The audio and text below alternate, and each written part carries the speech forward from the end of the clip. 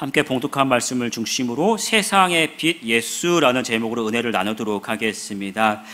우리 민족을 한해 민족이라고도 표현합니다. 우리 건국 이래에 이민족의 침입이 계속해서 끊이지 않고 그렇게 쌓여져 온 그 어떤 민족만의, 우리 민족만의 정서 중에 한 가지가 한이라는 아주 독특한 정서지요. 그리고 그 한을 담은 그 노래 중에 대표적인 노래가 하나 있는데 뭔지 아십니까? 아리랑이라는 그 노래입니다. 이 아리랑이라는 그 노래를 부를 때는 이 아리랑 자체에는 어떤 우리 대적에 대한 적극적인 그 대항의 의미는 전혀 없지요. 하지만 그 아리랑이라는 이 노래 속에 한이라는 어떤 우리 민족만의 어떤 민족 정서를 굉장히 크게 자극시키면서도 그 노래를 부를 때 우리 민족이 하나로 이렇게 뭉쳐지는 그런 역할을 하기 때문에 특별히 이제 일제 시대에도 이 아리랑을 부를 때만큼은 그 일본에서도 굉장히 긴장했던 그런 노래가 아리랑입니다.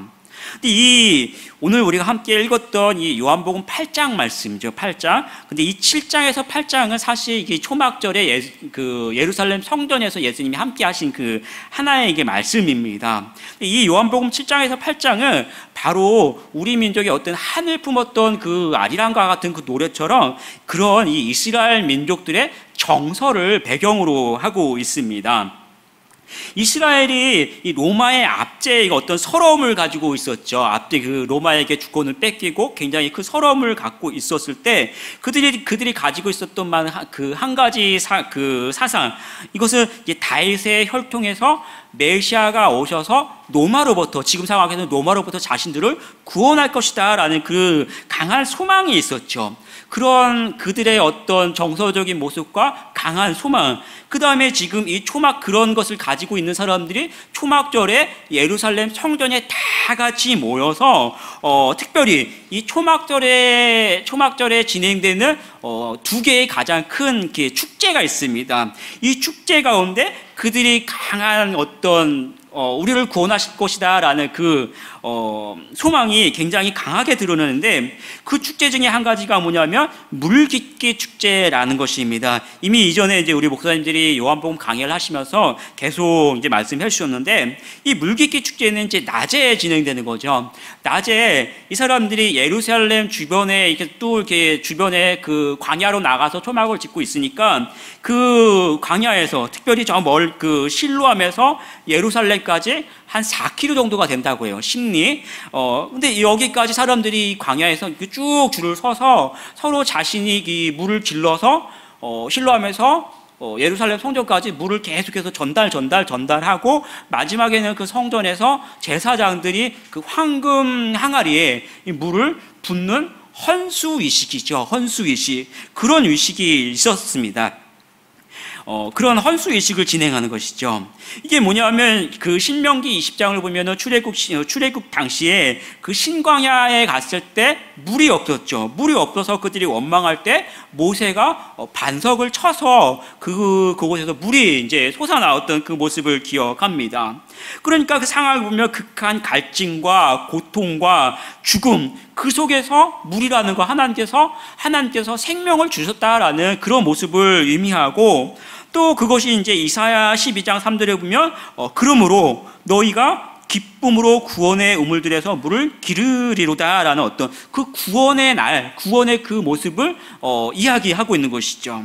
근데 이 당시에 초막절에 이스라엘 백성들이 그 자신들이 그 나라를 빼앗기고 압제받는 그 속에서 이 초막절에 모여서 같이 헌수 의식을 하면서 어떤가요? 광야에서 그들에게 그 고통 속에서 물을 주셨던 그 하나님이 오늘도 우리에게 임하셔서 똑같이 이 로마라는 이곳에서 우리를 구원하시고 생명을 주셨으면 하는 그런 간절한 그 바람 속에서 이 축제를 벌이고 있는 것이죠. 바로 그럴 때 주님이 하신 말씀이 뭡니까? 요한복음 7장이었죠. 7장 37절 38절에 보면은 그런 말씀이죠. 누구든지 목마르거든 내게로 와서 마시라. 나를 믿는 자는 성경의 이름과 같이 그 배에서 생수의 강이 흘러나리라 라는 그 말씀을 바로 그때 하신 것이죠. 지금이 너희가 그렇게 바라는 이 구원의 날이고 기쁨의 생수가 여기 있다. 예수님 자신이 그렇게 말씀하신 것입니다. 나를 믿는 자에게 구원이 있고 나를 믿는 자에게 영생하는 생수가 있다라는 그 말씀을 그런 배경 속에서 주신 것입니다. 이 물깃기 행사는 낮 동안에 진행되는 그런 행사입니다. 반면에 이제 밤이 되면 불의 축제가 진행됩니다. 이 초막절 기간에는 성전 그 앞들에 높은 대를 세워서 거기에 4개의 그 금촛대를 세운다 밝힙니다. 이거는 이제 이 광야에서 그들을 인도하셨던 그 불기둥을 상징하는 것이죠. 그래서 이 낮에 행했던 이 물깃기 축제와 밤에 진행되는 이 불축제, 이거는 다시 말하면 하나님의 구름 기둥과 불기둥, 이것과 이제 매치가 되는 그런 것이죠. 그래서 항상 우리 하나님께서 우리와 함께 하시고 지금 이 순간에도 이 그들이 바랐던 건 로마였죠. 로마로부터 우리를 지키시고 보호하시고 그들의 어떤 불기둥처럼 강한 그들의 대적을 물리치시는 그 모습을 이제 강하게 이제 바라고 있는 것이죠. 하나님은 낮에는 구름 기둥, 밤에는 불 기둥으로 그들과 함께 하셨습니다. 홍해 앞에서 애굽이 앞에는 홍해가 가로막고 뒤에는 이제 애굽의 군대들이 막 쫓아올 때 하나님께서 어떻게 하셨습니까? 이 구름 기둥이 낮이었으니까 구름 기둥이 있다가 그 뒤로 물러나면서 그 애굽의 그 군대들이 그 이스라엘 백성에게 접근하지 못하고 그러는 동안에 이 홍해가 이제 갈라지도록 하나님께서 하셨죠. 그렇게 보호해 주셨고 그 이후에는 그 기둥이 가는 곳으로 이스라엘 백성들은 따라가는 그 삶을 살아왔습니다. 지금 이 초막절 행사에는 이 불을 켜놓고 일종의 어떤 우리말로 하면 등불놀이가 되는 거죠. 등불놀이.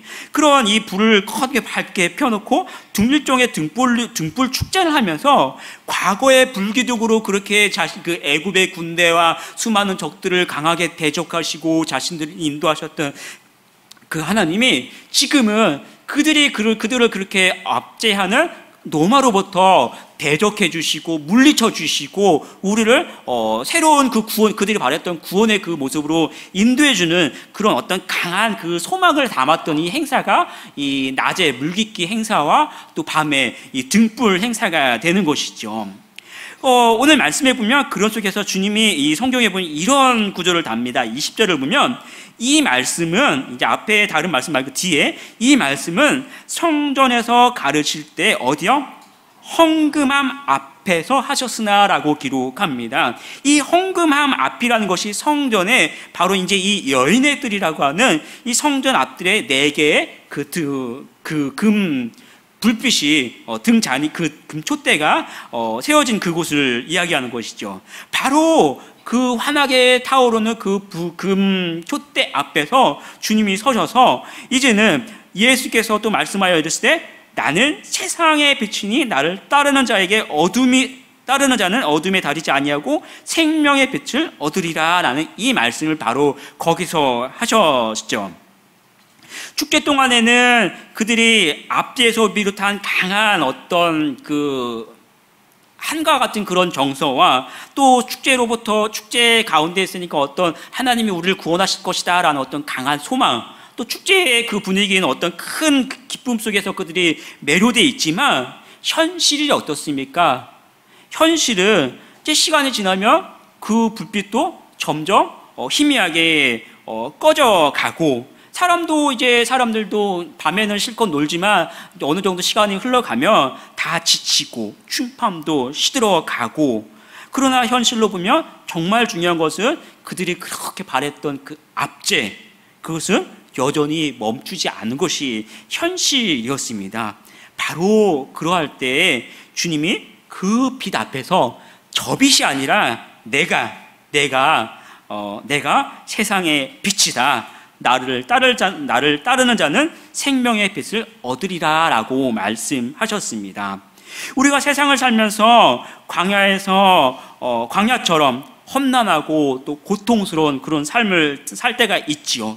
또 세상을 살면서 어떨 때는 내가 이 순간에 어떤 길로 가야 할지 또 알지 못하는 그런 때도 있습니다. 그래서 때로는 잘못된 그 길로 갈 수도 있고, 또 그러면서 괴로워하기도 하고, 또 반면에 또 때로는 그러한 순간에 더 하나님 앞에 나와서 간절히 기도하고 하나님의 은혜를 간구하기도 하죠. 주님은 바로 그러한 그 순간에 성경에서 이야기하는 것이 아니라 바로 오늘 우리에게 나는 세상의 빛이니 나를 따르는 자는 어둠에 다니지 아니하고 생명의 빛을 얻으리라 라고 바로 여러분에게 주신 말씀입니다. 임마누엘, 바로 나와 함께 하시고 나를 지키시고 보호하시고 또 천성에 가는 그날까지 떠나지 않고 인도하시는 이 빛 되신 주님과 동행하는 우리 성도들이 되기를 축복합니다. 예수님께서 세상의 빛이라는 이 말씀을 하셨을 때 바리새인들은 굉장히 크게 반박했습니다. 13절 14절 말씀 같이 한번 읽어보겠습니다. 바리새인들이 이르되 내가 너를 위하여 증언하니 내 증언은 참되지 아니하도다. 예수께서 대답하여 이르시되 내가 나를 위하여 증언하여도 내 증언이 참되니 나는 내가 어디서 오며 어디로 가는 것을 알거니와 너희는 내가 어디서 오며 어디로 가는 것을 알지 못하느니라. 여러분 한번 생각을 해보십시오. 우리 교회도 성전이 이제 건축을 진행하고 있죠. 그런데 어디선가 알지도 못하는 사람이 허름한 옷을 입고 나타나서는 그렇게 이야기합니다. 아, 나는 저기 서울에 있는 파란 그 기와집에서 내려왔다. 그러니 내가 너희를 도와줄 테니 이렇게 해라 저렇게 해라 라고 말합니다. 그러면 어떻겠습니까? 당장 외모나 우리가 알 수 있는 것도 없고 신뢰가 일단은 안 가죠. 신뢰가 안 가니까 일단 먼저 우리 생각에는 혹시 미친 사람이나 뭐예요? 사기꾼 중에 하나가 아니겠느냐라고 먼저 떠오를 것입니다. 그러면서도 이 사람이 주장하는 게 뭐예요? 높은 사람이잖아요. 함부로 할 수가 없어요. 그거 어떻게 해요? 일단은 그래도 확인은 해봐야 되는 거예요. 확인은.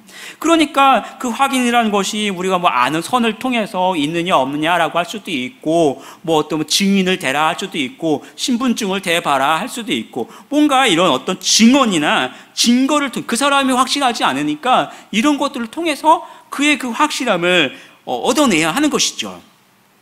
예수님이 이 땅에 오셔서 스스로 하나님의 아들이라고 말씀하시고 또 이번에는 스스로 뭐요? 나는 세상의 빛이라고 하시니까 이 사람들이 뭐라 합니까? 너 스스로 말하는 게 그게 맞냐? 그거 옳지 않다. 그러면 한번 네가 증명해봐라 라고 이야기하는 것입니다. 맞는 말 같겠죠? 이치상은. 그렇죠? 이해가 갑니다. 그런데요, 성경을 가만히 보면 이치에 맞지 않는 게 이 바리새인들의 논리입니다. 예수님이 뭐라고 주장하셨습니까? 12절 상반절 말씀을 다시 한번 읽어볼게요. 예수께서 또 말씀하여 이르시되 뭐라고요? 나는 세상의 빛이니. 왜 이들의 말이 틀립니까? 여러분, 빛이라는 것이 누가 증언하고 증거해서 이게 밝혀지는 게 빛이 아니잖아요. 빛은 누가 증언하고 증거를 내는 그런 대상이 아니에요. 어둠의 빛이 비춰지면 자연스럽게 환해지고 그러면서 앞이 보여지고 그런 빛 가운데 어떤 생명체들이 나타날 뿐이지, 누가 증언하면 증거를 대면 빛이 되는 것이고 그게 되지 않으면 어둠이야, 이게 아니라는 거잖아요. 빛은 그 자체가 빛일 뿐입니다. 그래서 세례 요한의 제자들이 예수님께 와서 물어봤죠. 당신이 오실 그분입니까? 라고 물어봤을 때 예수님이 뭐라고 대답합니까? 이렇게 말씀하십니다. 맹인이 보며 못 걷는 사람이 걸으며 나병 환자가 깨끗함을 받으며 귀 먹은 사람이 들으며 죽은 자가 살아나며 가난한 자에게 복음이 전파된다 하라. 뭐예요? 자신을 증언하는 것이 아니라 빛이 이 땅에 와서 드러나는 그 모습, 그 된 일들을 그대로 예수님이 말씀하신 거예요. 증언하고 증거를 대고 이게 아니라는 거예요. 그 된 일을 가르쳐 주셨고 그러면 그 사람들은 그 된 일을 보고 깨닫고 믿고 따라가는 게 빛이지, 증인을 대라 증거를 대라 그게 이치 맞는 게 아니라는 사실이지요. 그런데 이들은 뭐라고 합니까? 자꾸만 못 믿겠다. 표적을 보여봐라. 또 어떨 때는 그것도 안 돼서 예수님을 넘어뜨리려고 시험하고 고발하고 이런 모습을 보여주지요. 그게 뭡니까? 그 자체가 그들이 어둠에 있다라는 그 반증이죠, 반증. 이 바리새인들의 모습을 보면서 우리도 주님을 따라가지만 내 안에 여전히 이런 어둠의 모습이 있지 않는지 살펴봐야 합니다. 불신, 또 판단과 정죄, 고발하고 남을 쓰러뜨리는 이런 모습들 있는지 한번 돌아봐야 합니다. 예수님이 나는 세상의 빛이라 라고 말씀하실 때 바리새인들은 내가 너를 위하여 증언하니 내 증언은 참되지 않다라고 이야기합니다. 주님께서 말씀하셨는데 그 말씀을 이해하지 못하고 받아들이지 않고 진리를 받아들이지 않고 거절하는 거예요. 불신이죠, 불신. 일전에 제가 이제 친구 목사님을 만났는데 그 교회 이제가 세워지는 그 건축 이야기를 좀 해 주셨습니다. 그 목사님이. 근데 교회가 이제 좀 크고 터가 굉장히 넓은데 문제가 뭐냐면은 대형 아파트가 이제 같이 맞물리면서 이 경계라는 게 굉장히 묘하게 엮여가지고는 터의 일부분을 예정대로 교회 건축하지 못하고 이 아파트하고 나누는 바람에 공터가 생기게 되는 거예요. 이거를 그렇다고 이제 대형 아파트니까 법적으로 싸움할 수도 없고 뭐 해도 안 되겠죠. 또 그러다가 보면 또 지역에 이제 덕이 되지 않고 그러니까 이제 그 당에서 이 이야기를 하다가 포기해야 되지 않겠냐 이런 이야기를 하는데 담임 목사님이 그렇게 결정을 하셨다고 합니다. 그러면 내가 기도하고 오겠다. 그게 목사님의 결정이에요. 그리고는 2시간을 가셔서 기도하시더니 확신의 참 모습으로 오셔가지고 예정대로 진행한다라는 거예요. 이렇게 하셨다고 합니다. 그런데 정말 웃긴 건 뭐냐면 함께 하셨던 그 장로님들은 뭡니까? 담임 목사님과 함께 하셨으니까 아는 거예요. 우리 목사님 기도하셨으니까 이게 맞다 하고 같이 가는 예정대로. 그런데 더 웃긴 건 뭐냐면 저에게 얘기해줬던 그 목사님은 담임 목사님은 잘 모르잖아요. 그러니까 그런 생각이 들더라는 거예요. 아니 목사님 2시간 기도한 그 확신도 중요하지만 저 대형 그 건설사하고 우리가 법적으로 하고 이거 하자면 이게 될까라는 그 생각이 솔직히 자신한테 들더라고 합니다. 그런데 이어서 이야기해 준 게 뭐냐면 원칙대로 이야기했고 결국은 그대로 되더랍니다. 대형 그 건설사가 그 아파트의 설계를 다시 해서 어느 정도 물러나고 또 교회는 원칙대로 자기 부지에 건축이 진행되면서 교회와 이 대형 아파트가 같이 공존하면서 그 교회가 세워졌다라고 이야기를 해 줍니다. 제가 이 이야기를 하는 게 어떤 뭐 목사님의 말씀이니까 맹목적으로 순종해라 뭐 그런 건 아니겠죠. 우리는 분명히 하나님의 말씀을 믿는 겁니다. 중요한 건 뭐냐면 하나님의 말씀과 또 그 말씀을 붙들고 함께 확신을 가지고 기도하면서 확신을 가지고 나아갈 때 그 말씀 앞에 우리가 또 믿고 순종할 필요도 있는 것이죠. 중요한 건 우리가 신앙생활을 하면서 하나님의 말씀이 너무 확실하고 또 우리가 어떻게 해야 할지 잘 알지요. 내가 이때 어떤 길을 가야 할지 잘 알지요. 몰라서 고민할 때도 있지만 알아. 그런데 중요한 건 뭐냐면 그 길로 갈 때 내가 정말 손해를 볼지 하나님께서 나와 함께 하실지 확신이 없고 불안하고 두려워하고 또 순종보다는 어때요? 머뭇머뭇거리고 그러니까 계속해서 내 마음에서 이게 정말 맞나? 이게 정말 맞나? 그런 생각을 뭡니까? 증명해봐라. 그러면 확실하면 내가 가겠다. 머리로는 알지만 그게 뭡니까? 불신이 가득한 게 요즘 이 시대의 많은 성도들의 그 모습입니다. 판단과 정죄에 뭡니까? 너희는 육체를 따라 판단하나? 난 아무도 판단하지 아니하니라. 예수님이 이렇게 그들에 대해서 말씀해 주셨죠. 그 바리새인들이 왜 예수님을 판단합니까? 진리를 보면서도 진리에 대해서 확신이 없으니까 자꾸 맞나 판단하는 거예요. 또 나중에는 예수님을 넘어뜨리려고 시험하고 법정 위에 고발하는 모습. 오늘도 우리는 많은 사람들이 내가 살아남으려고, 많은 사람들을 내가 살아남으려고 다른 사람을 넘어뜨리려고, 내 주장을 관철시키려고 더 크게 주장하고, 이런 모습은 너무나 많지 않습니까? 교회에서도 보면요, 뒤에서 자꾸 비방되는 사람도 있고 또 굉장히 큰 소리를 내는 사람도 있습니다. 저야 뭐 설교를 하니까 마이크 대고 크게 얘기하지만, 지금 제 목소리보다는 좀 더 크게 하면 안 돼요. 찬양하고 통성기도 할 때 외에는 썰렁합니다.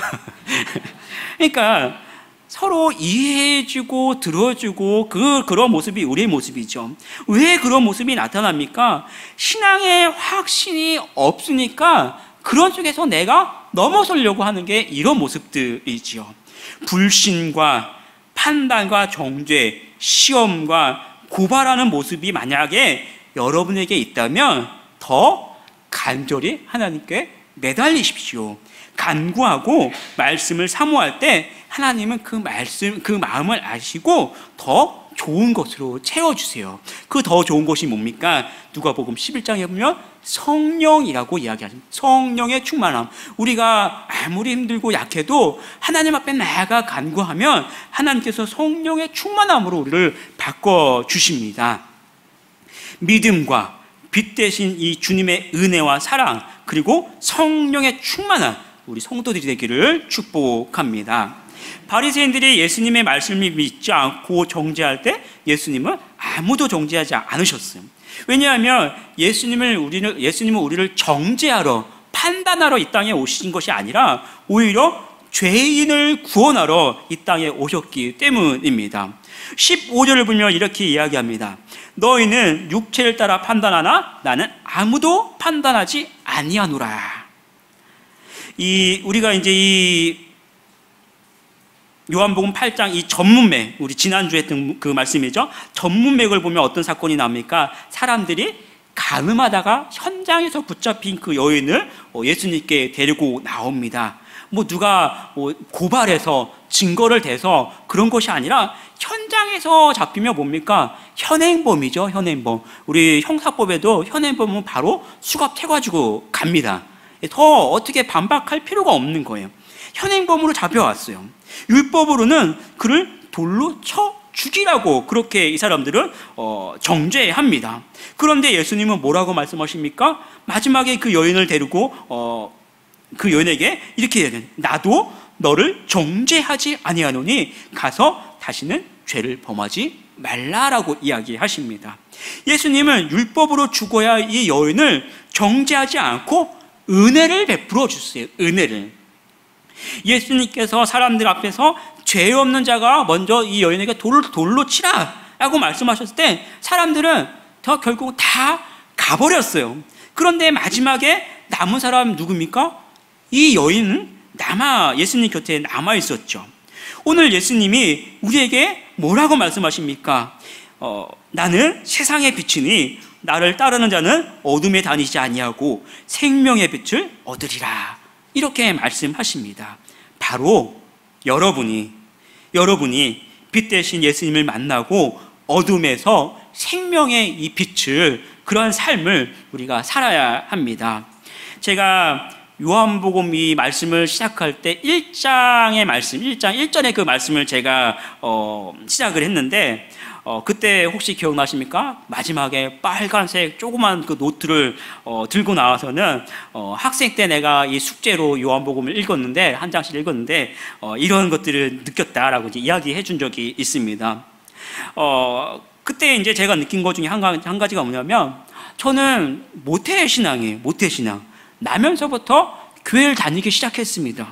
그리고 주일학교 성장할 때까지 교회는 빠지면 하늘이 무너지는 줄 아는, 지옥 가는 줄 아는 그런 신앙생활을 했습니다.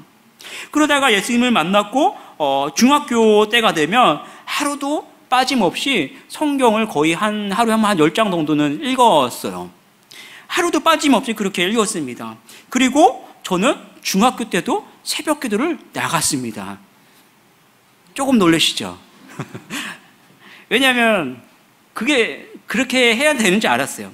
새벽 기도도 매일 나갔고 또 고등학교 때는 그 중요한 시간에 학교에 등교를 하면 가장 먼저 성경책을 펴놓고 성경을 한 장 보고 다른 공부를 했습니다.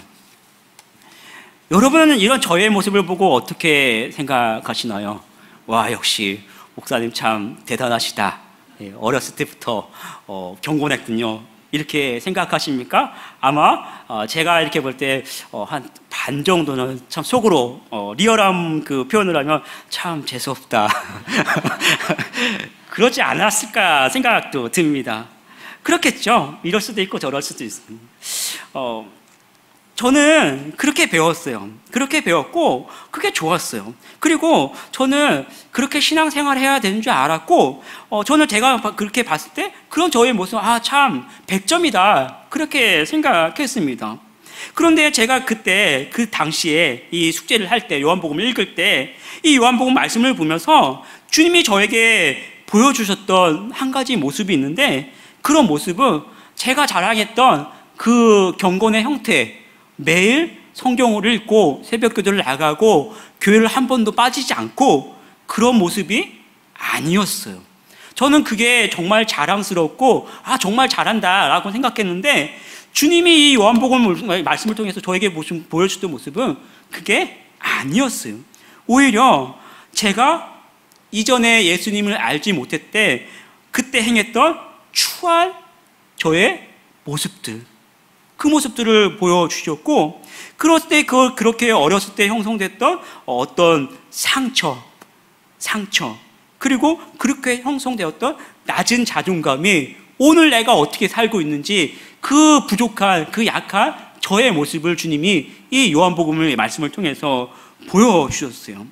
세상에서 가지고 배웠던 그런 지식, 그런 어떤 행했던 그런 모습들 그 중에서 내가 살아가고 사람들에게 자랑해 보려고 높아지려고 했던 그 모습들이 얼마나 더럽고 추하고 그 속에서 그러니까 나도 다른 사람들한테 인정받으려고 하고 그러면서 또 되지 않고 그런 모습들 그렇게 인정받으려고 하고 아등바등하는 그 모습이 저의 모습이었습니다. 그런데 주님은 이 말씀 속에서 그 모습을 보여주시면서 저를 정죄하지 않으셨고 오히려 내 짐을 지고 십자가를 지셨고 눈물로 저를 감싸 주셨습니다.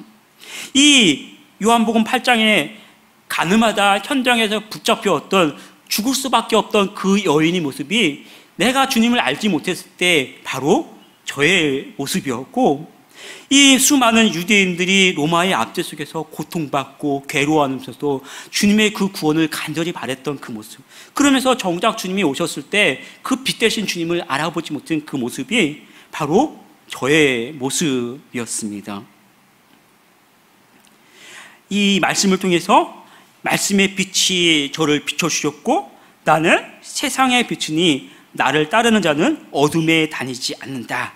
생명의 빛을 얻으리라 라는 이 말씀이 저를 자유케 했습니다. 율법으로부터 자유케 했고 세상 죄로부터 자유케 했고 세상의 어떤 잘못된 방식으로부터 저를 자유케 했고 하나님께서 주시는 그 은혜 하나님의 그 빛의 그 기쁨 그 자유함을 저에게 비춰주셨죠. 그러니까 그때 모든 세상의 미련을 다 버리고 자유하고 기쁨을 맛보게 되죠. 사랑하는 성도 여러분, 신앙은요 교회에 나와서 끝나는 게 아니라는 거예요. 생명의 빛 대신 예수님을 만나고 어두움이 아니라 빛 가운데 거하는 삶, 기쁨과 은혜 안에 머무는 우리 성도들이 되기를 축복합니다. 기도하겠습니다.